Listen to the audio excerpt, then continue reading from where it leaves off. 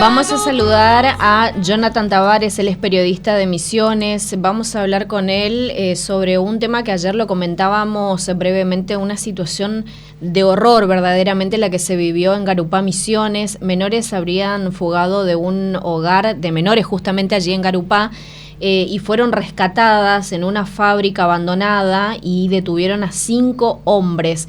Jonathan, muchísimas gracias por tu tiempo. Aquí estamos Dayana, Esteban y Hugo. ¿Cómo te va? Buenos días.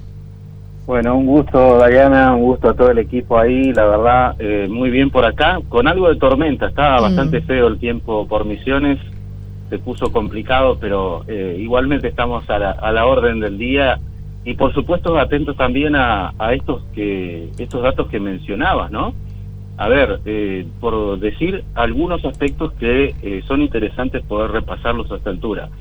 Primero y principal, estas 2 chicas, estamos hablando de jóvenes de 13 y 14 años, que residen en un hogar de niñas, es un hogar transitorio que se llama Papa Francisco, y resultó que estas niñas tienen ciertas salidas transitorias, es decir, pueden salir en determinados horarios y tienen que volver en determinado horario también. Lo que había pasado particularmente con ellas era que no habían regresado en el horario que debían presentarse, que eran las 18 horas del día domingo, ¿no? Y ahí es donde comienza un poco toda esta historia, cuando en realidad lo sucedido se conoce a través de la denuncia de una de las chicas, la mayor en este caso de 14 años, que llegó hasta una comisaría muy cerca del lugar donde finalmente hallaron a la otra joven, que es, como decís vos, una fábrica abandonada. En realidad era un depósito de yerba mate que antiguamente funcionaba en ese lugar y está muy próximo a una zona costera muy conocida también aquí entre Posadas y Garupá. Y menciono Posadas también, capital de la provincia, porque resulta que toda la investigación también derivó en allanamientos que se concretaron en Posadas. Pero yendo cronológicamente a cómo sucedió, se da la denuncia de esta joven de 14 años, hablaba de su compañera que estaba encerrada con 3 hombres en un espacio cercano, lindante a esta localidad, y así fue como rápidamente la policía llegó hasta esa fábrica abandonada y se encontró con el peor de los escenarios. La niña estaba en ropa interior, había también uno de los hombres, de los 3 que fueron detenidos en ese lugar, también en ropa interior. En ese espacio particularmente también había dispuesto una cama, había otros elementos más, todo daba cuenta de el previo contacto que habían tenido, inclusive a través de Instagram, que fue como se contactaron con las jóvenes, y la intención de fondo, que por eso se presume un caso de grooming, es la de hacerse pasar por otras personas siendo estos adultos.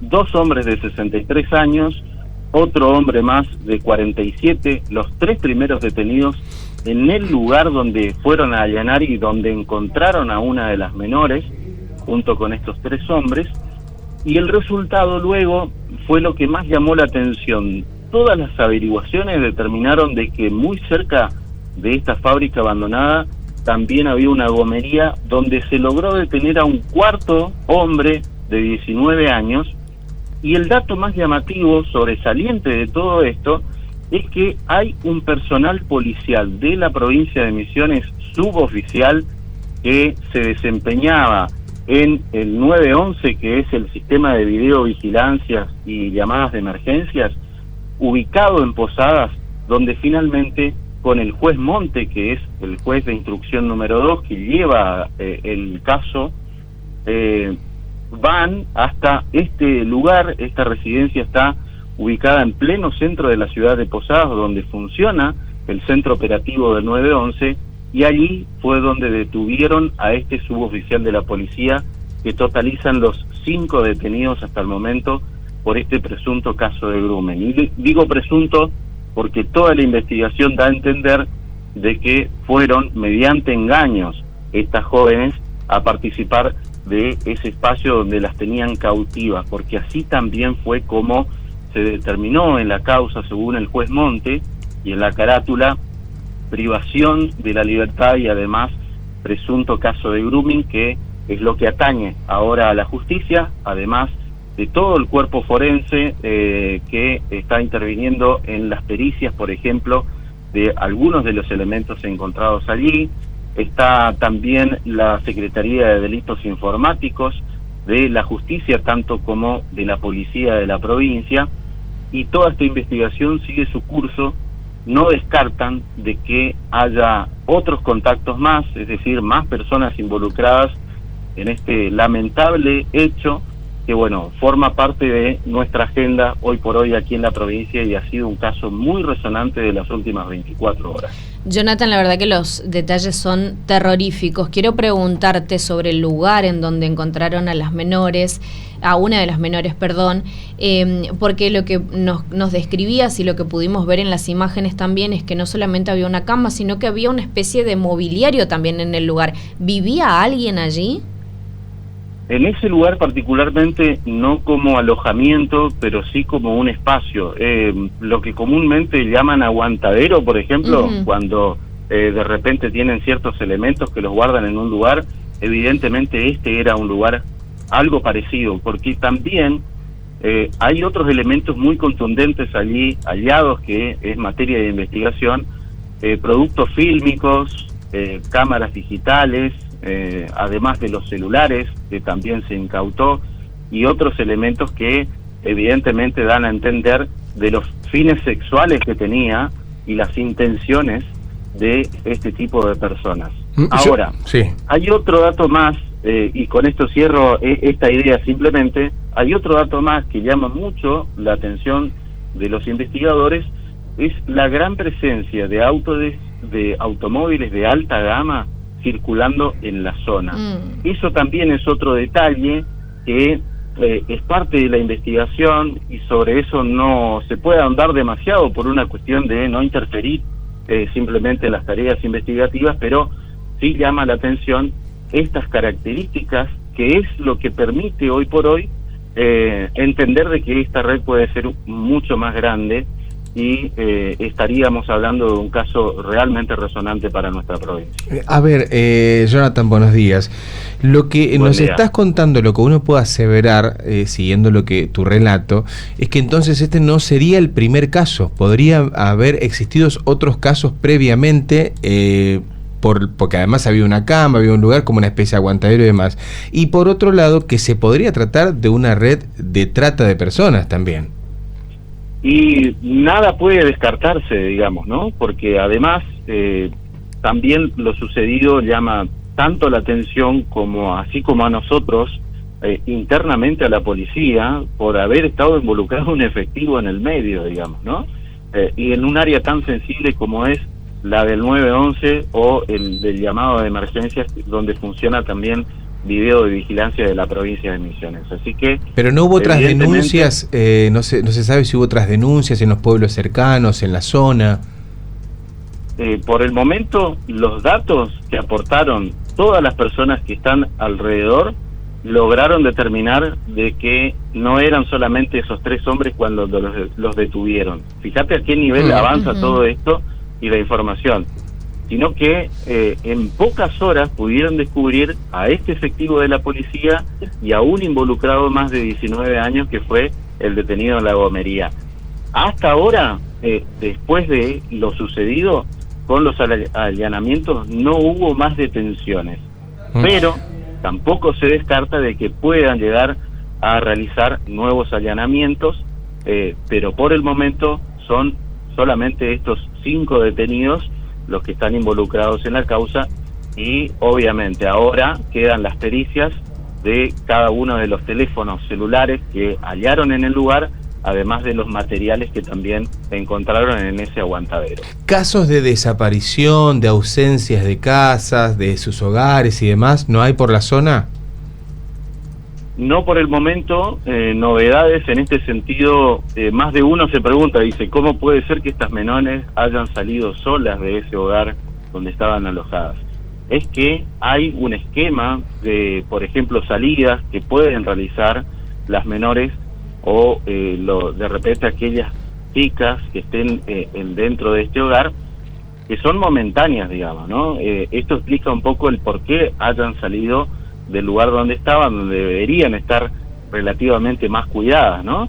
Pero tiene que ver con el esparcimiento también, no solamente el encierro, y ahí es donde radica la importancia de presentarse en los horarios que están preestablecidos, ¿no? Estas chicas habían salido en horas de la mañana y debían presentarse en horas de la tarde, lo cual no sucedió, y ahí es donde comenzó un poco toda esta investigación hasta la aparición de una de ellas en una comisaría. Intuyo yo que a partir de esta situación las autoridades de la institución van a tomar otras medidas de seguridad, qué sé yo, acompañamiento, seguimiento de dónde van las menores que cuando tienen que salir con estas salidas transitorias y volver. Imagino que debería haber un control más exhaustivo con respecto a esto, ¿no? Exactamente. Sí, y después el control de los dispositivos. Lo mismo porque fue lo mismo que se me ocurrió al momento en que toda esta historia salió a la luz, ¿no? Llama mucho la atención de que esto se ve de manera tan liviana, si se quiere pensar de alguna forma, ¿no?